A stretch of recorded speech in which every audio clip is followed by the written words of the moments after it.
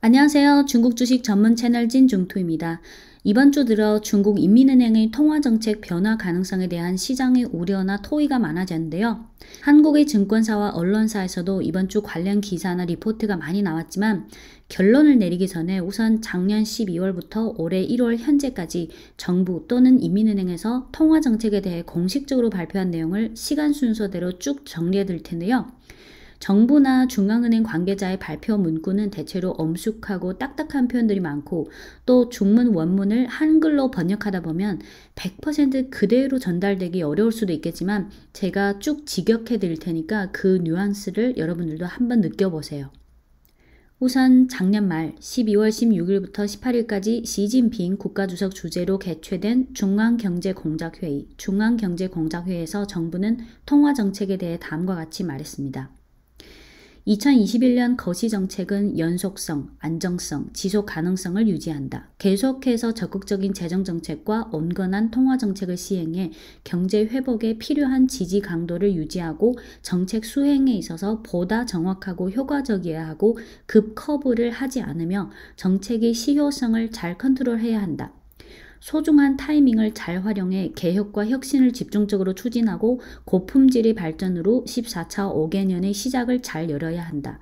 적극적인 재정정책은 질과 효율성, 지속 가능성을 제고해 적절한 지출 강도를 유지하고 국가의 중대 전략 과제에 대한 재정 보장을 강화해 과학기술 혁신, 경제구조 조정 및 소득 분배에 있어서 능동적으로 역할을 발휘하며 지방정부의 잠재적인 채무 리스크 해소 작업을 잘해야 한다. 당정기관은 계속해서 허리띠를 졸라매야 한다. 온건한 통화정책은 융통성 있고 정확해야 하고 합리적이고 적절해야 하고 통화 공급량과 사회융자 규모의 증가율이 명목 GDP 성장률에 적합해야 하고 거시 레버리지 비율의 기본적인 안정을 유지하고 경제와 리스크 방지 간의 관계를 잘 처리하고 다양한 경로를 통해 은행 자본금을 보충하고 채권시장의 법칙을 개선해야 한다. 과학기술 혁신, 초소형 기업, 녹색 발전에 대한 금융 지원을 확대하고 금리와 환율의 시장 개혁을 강화하고 유한화 환율이 합리적이고 균형적인 수준에서의 기본적인 안정을 유지해야 한다. 네, 여기까지가 내용이고요. 인민은행이 통화정책을 언급할 때 항상 원지안, 온건, 온건이라는 한자를 자주 쓰는데 중국어에서 온건은 신중하고 듬직하고 침착하고 안정적인 이런 뜻이 담겨 있어요. 이어서 올해 1월 11일 인민은행장인 이이강이 CCTV 인터뷰에서 한 말을 한번 볼까요?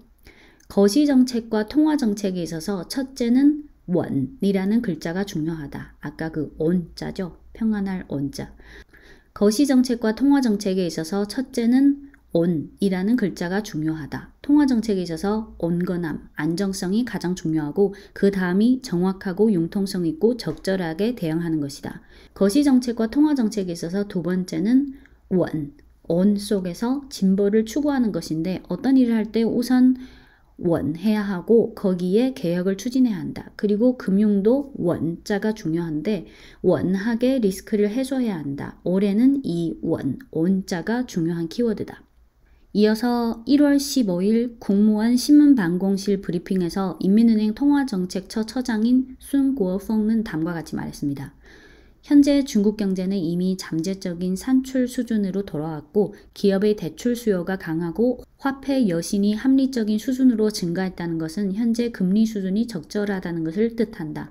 향후 인민은행은 경제 금융 상황의 변화에 따라 융통성 있게 조절할 것이고 각종 통화 정책 수단을 종합적으로 사용해 은행 시스템의 단기, 중기, 장기 유동성을 제공해 합리적이고 충족한 유동성을 유지하고 통화 공급량과 사회 융자 규모 증가율이 명목 GDP 성장률에 적합하도록 유지할 것이다.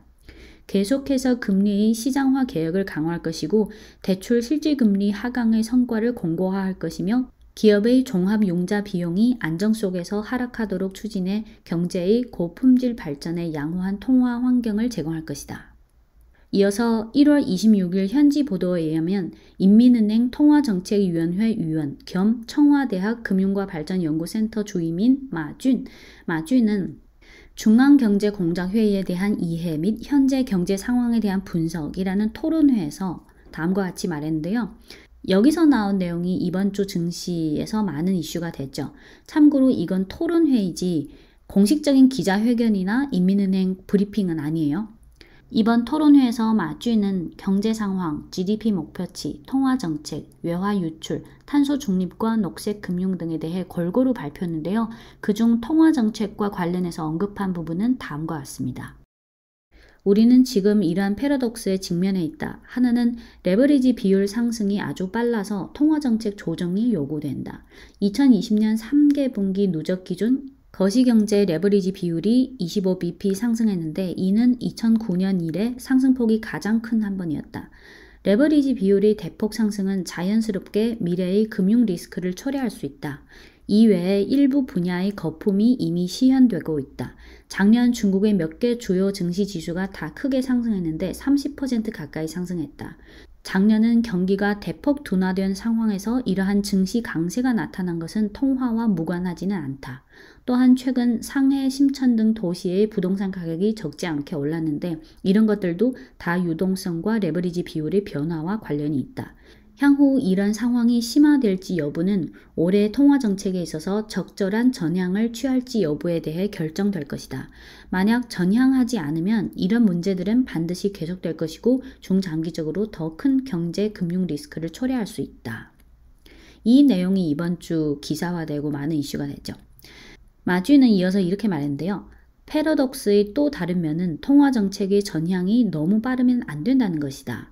현재 중국의 인플레이션이 높지 않고 올해 CPI는 작년 돈유 가격의 기저효과 때문에 올해는 더 보기 좋을 것이다. PPI는 상승할 거지만 너무 많이 상승하지는 않을 것이다. 동시에 일부 지방정부와 상업은행들이 통화정책의 연속성 유지 또는 전향에도 아주 천천히 해달라고 강렬하게 요구하고 있는데 그들은 통화정책 전향을 너무 빨리 하면 프로젝트의 중단이나 마무리가 안 되거나 디폴트 등 문제가 발생할 수 있다고 생각한다. 작년 말 중앙경제공작회의에서 2021년은 통화 공급량과 사회융자 규모의 증가율이 명목 GDP 성장률에 적합해야 하고 거시 레버리지 비율이 기본적인 안정을 유지해야 한다고 발표했는데 이 말의 뜻은 레버리지 비율은 더 이상 올라가면 안 된다. 하지만 정책은 급 커버를 해서도 안 된다는 뜻으로 해석할 수 있다고 마쥐는 말했습니다. 마쥐의 이러한 토의 내용에서 인민은행이 고민하는 부분에 대해 어느 정도 느낄 수 있죠. 같은 날인 1월 26일 오후에 인민은행장인 이강은 다보스 포럼에서 이렇게 말했습니다. 경제회복이라는 배경하에서 인민은행은 지원 정책을 너무 빨리 포기하지 않을 것이고 관련 정책의 안정성과 일관성을 확보할 것이다 고 말했습니다. 네, 지금까지 작년 12월 중앙경제공작회의, 그리고 올 들어 인민은행장, 인민은행 통화정책처 처장, 그리고 인민은행 통화정책위원회 위원 등의 공식 발표 내용이나 발언들을 시간 순서대로 쭉 정리해 봤는데요. 여러분들은 어떤 느낌이 드세요? 작년 12월 중앙경제공작회의에서 나온 급커브를 하지 않는다, 급커브를 하지 않는다라는 표현에 주목할 필요가 있는데 올해 통화정책은 비교적 온건하게 안정적으로 가겠다. 즉 급커브 하듯이 급긴축 또는 급조정 같은 너무 급격한 변화를 주는 것보다는 대체로 안정적으로 가겠다. 하지만 2020년은 코로나라는 특수 상황에 대응해서 인민은행이 적당한 완화 정책을 취했지만 점진적인 경기 회복에 따라 2020년에 들어서서는 이런 경기 회복 상황이나 레버리지 비율이나 이런 종합적인 상황에 맞게 작년에 진행했던 통화 완화를 점차 정상화시킬 수 있는데 하지만 설령 긴축을 하더라도 급커브를 하면 또 경기 안정화에 불리하니까 경기 상황을 잘 살펴가면서 스무스하게 정상화시킬 것이다 라고 이해할 수 있겠죠. 그 통화정책위원회 위원인 마쥐인이 강조한 점은 작년 증시 급등 그리고 최근 상해, 심천 등 일부 대도시의 부동산 가격이 상승하고 있으니까 이런 레버리지, 거품, 리스크 관리 측면에서 통화정책에서 적절한 변화를 주지 않으면 리스크가 좀 커질 수 있다는 점을 강조한 거죠. 작년 한 해 중국 증시의 큰 상승은 여러 가지 배경이 있겠지만 인민은행이 통화 완화도 있고 코로나로 인해 갈 데 없는 유동성 자금이 상승세를 견인했다는 것도 있고 정부의 경기 안정화 대책도 있고요. 또 코로나 수혜 관련 분야 특히 음식료, 헬스케어 이런 시총 비중이 큰 업종 위주로 급등세가 뚜렷했고요.